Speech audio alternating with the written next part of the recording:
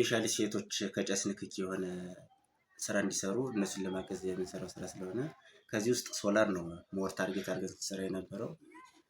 የሚገርመው በዚህ በጀት ዓመት ላይ የሰራናቸው ስራዎች ለ3 ዓመት እና ለ4 ዓመት የሚሆኑ አፈጻጸም ከበር ያደረግንበት ሁኔታ ነው ያለው። እስካሁን ድረስ እቅዳችን የነበረው ወደ 1200 አካባቢ የሚሆን ሶላር እናሰራጫለን ብለን አቅደን የነበረው ግን ከ2800 በላይ ሶላሮች ተሰራጭተው ነው። ታርጌት አድርገን የምንሰራው እኛ ሶላር ላይ ሶላር ሆም እና ሶላር ማሾ ይባላል። ሶላር ማሾ ማለት ከ10 ዋት በታች ሲሆኑ ግን ህብረተሰባችን ተጠቃሚ ሞር እንዲሆን ስለምንፈልግ ታርጌት አድርገን ሲሰራ የቆየው ሶላር ሆም ላይ ነው እና ከ10 ዋት እና ከዚያ በላይ ማመንጨት የሚችሉ ሶላር ሲስተሞችን ወደ ማህበረሰቡ አድሬስ እያደረግንበት ያለ ሁኔታ አለ።